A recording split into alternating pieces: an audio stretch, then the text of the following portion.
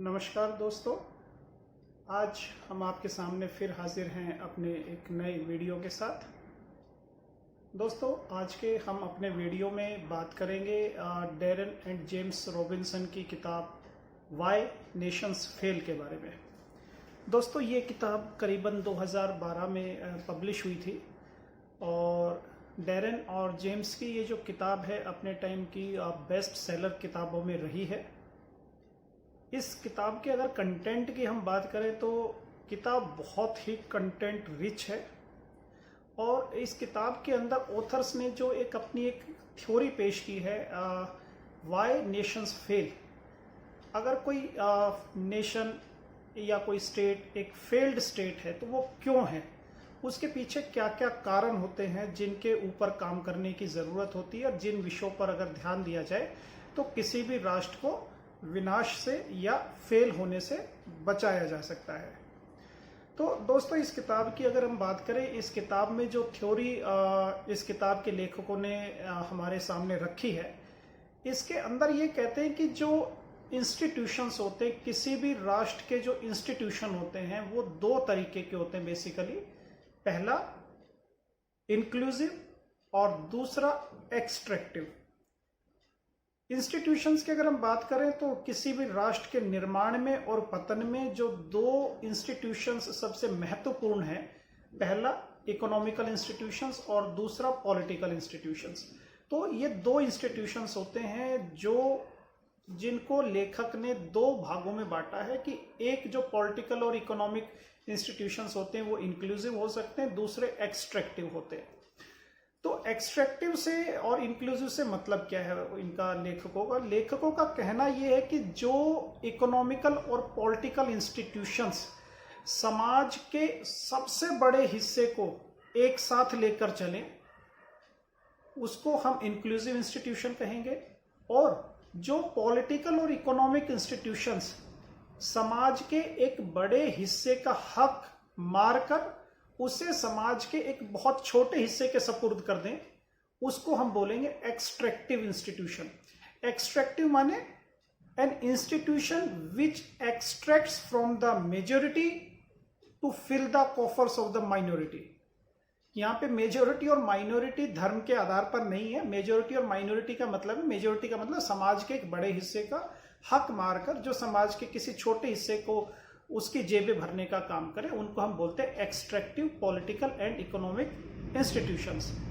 तो ऑथर्स का इस पूरी किताब में उन्होंने अमेरिका, इंग्लैंड, फ्रांस, बोलीविया और Cambodia, Brazil, Argentina, Peru, Ethiopia, मतलब पूरी दुनिया के करीब करीब 25-30 देशों के एग्जाम्पल्स अलग अलग टाइम से उठाए हैं। करीब करीब पिछले 1000-1500 साल का इतिहास उन्होंने उठाया है और दुनिया के करीबन 25-30 देशों के एग्जाम्पल्स उन्होंने अपनी पूरी किताब में दिए हैं और उन्होंने बताने की कोशिश की है कि जिस देश के इंस्टीट्यूशंस स्ट्रॉन्ग होते हैं, चाहे वो इकोनॉमिक इंस्टीट्यूशंस हो चाहे पॉलिटिकल इंस्टीट्यूशंस हो, जिस देश के इंस्टीट्यूशंस स्ट्रॉन्ग होंगे वो बदलती हवाओं के थपेड़ों को ज्यादा मजबूती से सहन कर पाते हैं, सह पाते हैं और तरक्की की राह पर निरंतर चलते रहते हैं। लेकिन जिन देशों के इंस्टीट्यूशंस स्ट्रॉन्ग नहीं हैं वो देश बहुत जल्दी बिखर जाते हैं।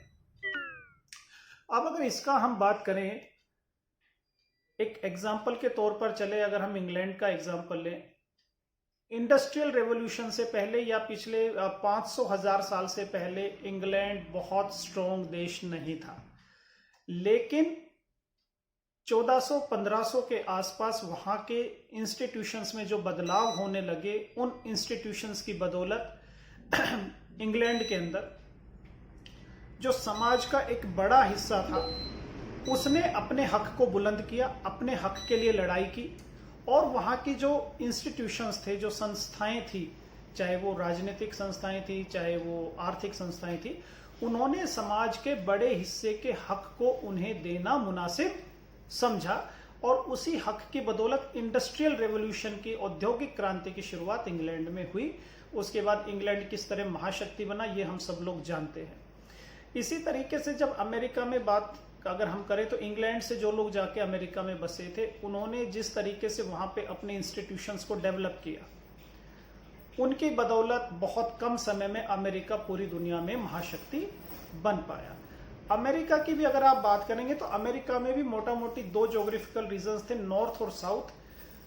अमेरिका में नॉर्थ का रीजन बहुत जल्दी डेवलप हो गया था, लेकिन साउथ का रीजन, क्योंकि वहां पे अपार्थाइड की प्रॉब्लम थी, रंग भेद की प्रॉब्लम थी, ब्लैक्स वहां पर ज्यादा थे और उनके खिलाफ जो है पूरा सिस्टम था ब्लैक्स के खिलाफ साउथ अमेरिका में, मतलब कि यूएस के साउथ में। तो वहां पे जो साउथ यूएस था, वहां पे डेवलपमेंट काफी देर से हुआ। जब वहां के इंस्टीट्यूशंस इंक्लूसिव हुए, जब उन्होंने ब्लैक्स को हक देना शुरू किया, उसके बाद उन रीजन्स में भी तरक्की बहुत जल्दी देखी गई। इसी तरीके से उन्होंने बोलीविया का, पेरू का भी एग्जाम्पल दिया, ब्राजील का भी दिया, अर्जेंटीना का भी दिया। अर्जेंटीना का आप देखेंगे कि अर्जेंटीना 20वीं शताब्दी के शुरुआत में दुनिया के सबसे अमीर देशों में हुआ करता था, लेकिन उसके इंस्टीट्यूशंस क्योंकि इंक्लूसिव नहीं थे, उनकी संस्थाएं मजबूत नहीं थी, तो अर्जेंटीना धीरे धीरे फिसलता, तरक्की की राह से फिसलता चला गया। इसी तरीके से हम बात करें तो चाइना की बात करें, किताब में कुछ हद तक चाइना को प्रोमिनेंटली बताया गया है कि किस तरीके से चाइना में जो आज की तारीख में जो डेवलपमेंट है, वहां पे इकोनॉमिक इंस्टीट्यूशंस कुछ हद तक इंक्लूसिव हैं, जो लोगों को फैसिलिटीज दे रहे हैं, लेकिन उनका जो पॉलिटिकल इंस्टीट्यूशन है, जो चाइना की राजनीति है, वो इंक्लूसिव नहीं है। और इन लेखकों का दावा यह है कि जिस देश के आर्थिक और राजनीतिक संस्थाएं मजबूत नहीं होती, दोनों संस्थाएं जब तक मजबूत नहीं होती, उस देश की तरक्की कभी भी सस्टेन्ड नहीं हो सकती। सस्टेन्ड क्यों नहीं हो सकती? क्योंकि अगर हमारे इंस्टीट्यूशंस इंक्लूसिव नहीं हैं, तो एक हद तक जो सस्टेन्ड डेवलपमेंट की डिमांड होती है क्रिएटिव डिस्ट्रक्शन, वो एक्सट्रैक्टिव इंस्टीट्यूशंस के साथ नहीं हो पाता। दूसरा, जब इनोवेशन, जब कभी भी हमारे इंस्टीट्यूशंस जो हैं पूरे तरीके से इंक्लूसिव नहीं है, तो वो इनोवेशन को प्रमोट नहीं करते हैं और कहीं ना कहीं इनोवेशन दब जाता है। Sustained economic development, sustained development के लिए आपके पॉलिटिकल इंस्टीट्यूशन और इकोनॉमिक इंस्टीट्यूशन दोनों का इंक्लूसिव होना जरूरी है।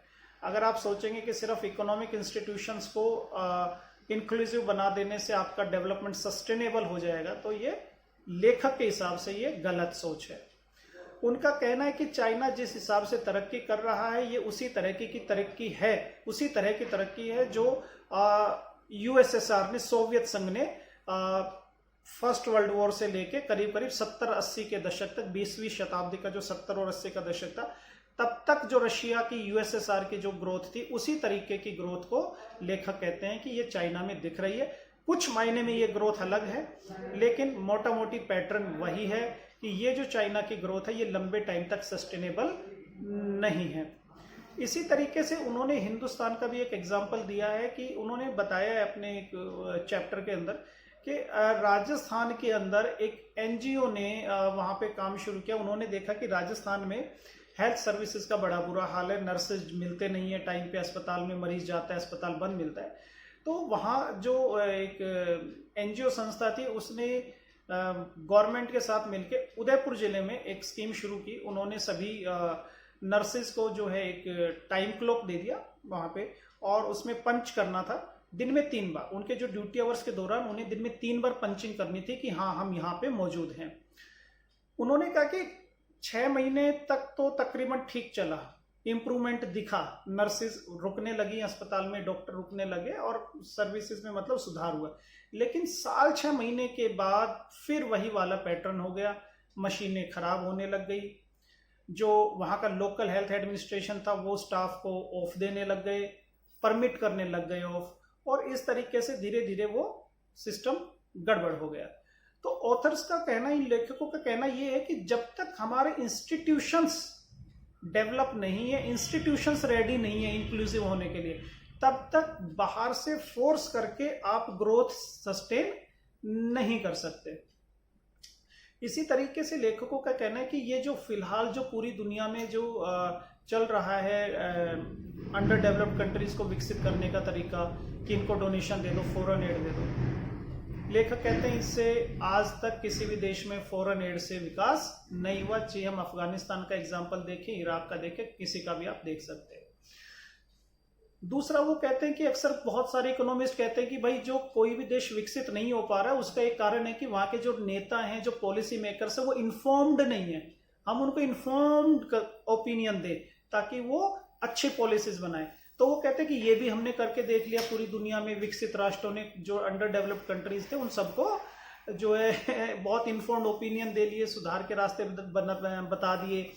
इंटरनेशनल मॉनेटरी फंड है, उन्होंने भी काफ़ी सारे अपने पैरामीटर्स कर दिए कि भाई आपको हमारे से पैसा चाहिए तो ये काम आपको करना पड़ेगा, इकोनॉमी को खोलना पड़ेगा, सरकारी कंपनियों को बेचना पड़ेगा, बहुत सारे। तो कहते हैं वो भी करके देख लिया, उससे भी कोई सस्टेनेबल डेवलपमेंट किसी भी देश के अंदर दिखा नहीं।